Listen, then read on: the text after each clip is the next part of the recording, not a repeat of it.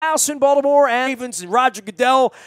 We did have the Orioles trading deadline transpire at 4 o'clock on Monday afternoon with a small pickup of a shortstop Beckham from the Tampa Bay Rays, but the big story really is that they're in it to win it, or at least they think they are, and certainly the Kansas City Royals in town to win it as well. Rex Hudler joins us. He's one of my all-time favorites, a short-time Oriole, but a long-time big leaguer who scattered all sorts of memories from Cal Ripken's 21-31 game at Camden Yards to playing for Earl Weaver in the early parts of his career. He's now with the broadcast team with my man Steve Fiziak at FS Kansas City out there in the heartland, where I try to keep friends so I get good barbecue and good steaks when I come to town. That's why I'm friends with Rex Hudler. You can follow him at Rex Hudler1 on Twitter. Rex, I mean, back in April and May, I talked to some of your friends out there, Jeff Montgomery and Brian McRae, Steve Stewart, a whole bunch of those guys, and, you know, it was really questionable as to whether the Royals would ever get into the race. Now it looks like they've been here the whole time, right? Exactly, Nestor. Good to be with you, buddy. Hey, look, the whole world, especially all the great minds in New York City, we're all selling our guys. Oh, we only won 7 games in April. So, and everybody knew about the core championship Royals, but nobody really wanted to talk about them because they were supposed to be a cute little story. We go into back-to-back World Series in 14 and 15, a little bit more than a cute story. These are star players now that have the DNA to remember how to get back there. So Dayton Moore, one of the best general managers I've ever worked for, and you know, and EBW here, when I got to play for the Orioles, you know, Hank Peters, those guys were all qualified and quality guys too. But having worked here with Dayton Moore for 6 years now and watched him put this championship team together in 10, he said, "We're not selling anybody. We're going to win a World Series here, a third in the history of the Royals. We're going to win, and we're going to do it with the same guys I got here. I believe in them." And that was when what he said the day after the month of April. That's right. It must have been May. Yeah, I guess that's May 1st. He has been steady in his, we're going to win, and look what the team has done. They're the third best team in all of baseball since May. Okay, this is a solid team with 2 great bullpen ads now out there in the bullpen of Kid Bauer, and we have the only team in the world that has 2 20-save closers. That's right, Bauer and Herrera, Kelvin Herrera, at the back of our pen.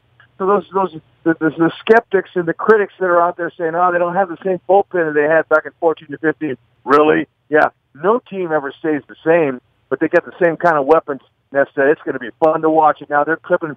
That offense is clicking. Melky Cabrera adds a lot in the middle of their lineup. They have a bona fide lineup. More home runs coming out this year. You can't count out our fellas, I can tell you, and it's going to be a lot of fun to watch sit down the stretch. Well, you know, back in the early part of 14 when there was really that struggle before they went on that crazy run at the end, and in 15 when they beat us pretty badly and we came out there to Kansas City. Good thing the barbecue was good because the baseball didn't do much for me that week there, Rex. But, you know, hitting the baseball's been lukewarm for them at various points.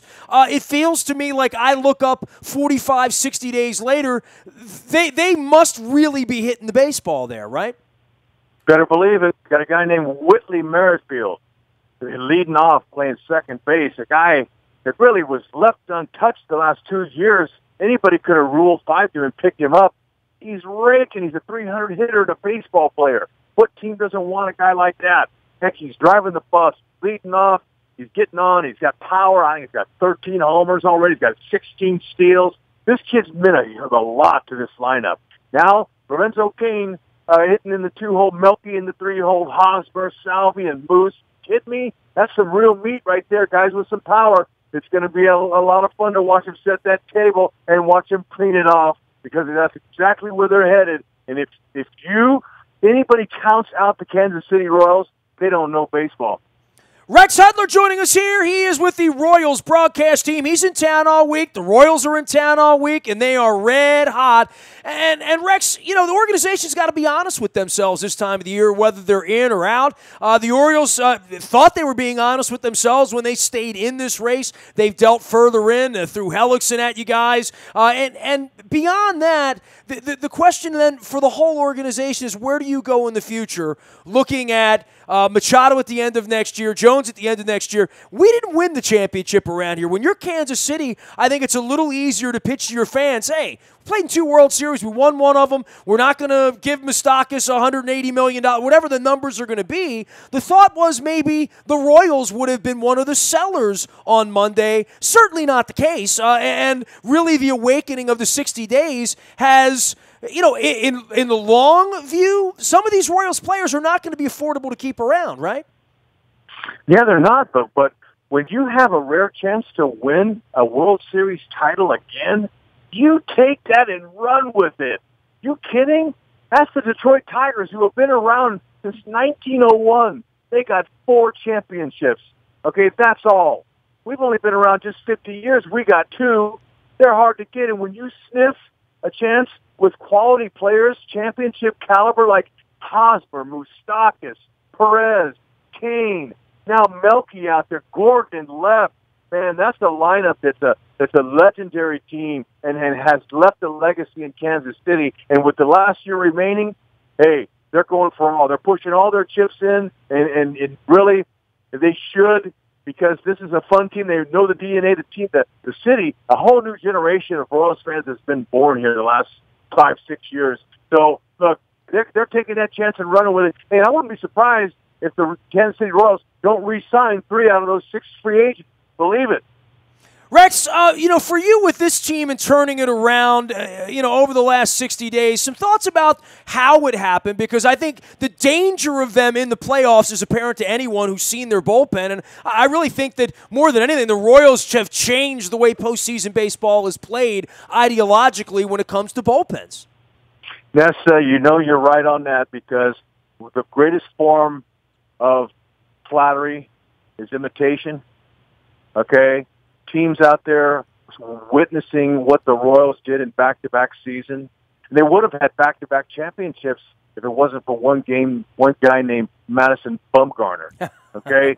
They would have won back-to-back titles. It's really almost unheard of in today's modern game with the parity the way it is. But yeah, you got to have a pin to win. And what cracks me up is that usually, the bullpens are the last to form on a team.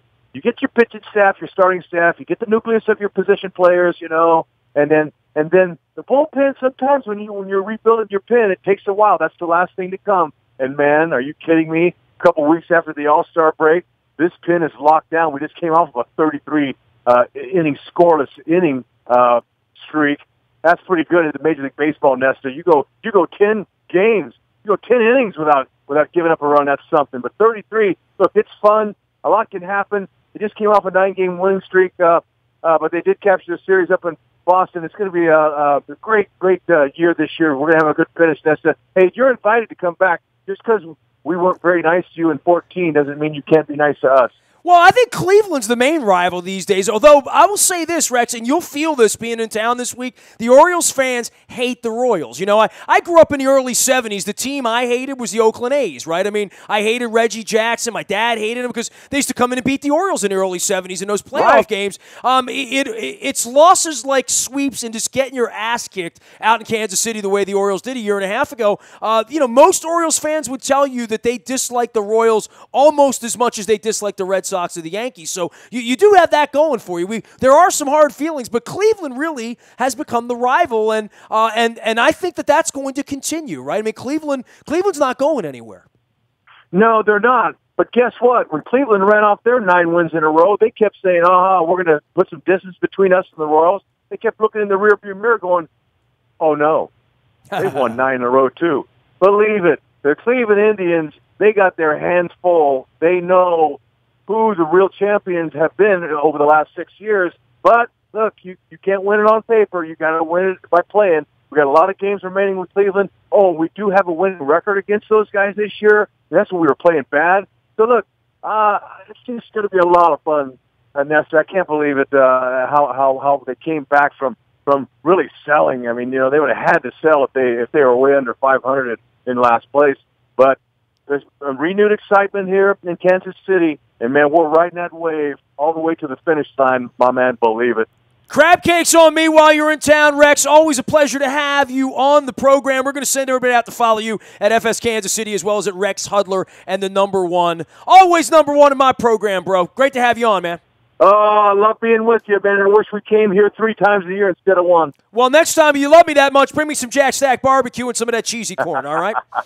You got it, partner. See you later. There goes Rex Hudler. Rex Hudler 1, the way to find him out on Twitter. One of my favorites is moved from the broadcast crew of the California Angels, the Anaheim Angels, over to Kansas City a number of years ago, and has been there for a couple of World Series runs now. So great to have the dog on, my man, Rex Hudler, as always. And he was an Oriole for a very, very short period of time, the Wonder Dog. You can find me out in the Buy a Toyota Audio Vault 24 hours a day from anywhere in the world on your mobile device by downloading the TuneIn Radio app. We do come in crystal clear from wherever you happen to be. Facebook, Twitter, LinkedIn, Snapchat, Instagram, and streaming live on our Facebook as well as our YouTube WNSTV channel. I am Nestor. We are WNST.net, AM 1570, and WNST Towson, Baltimore, and we never stop talking Baltimore sports.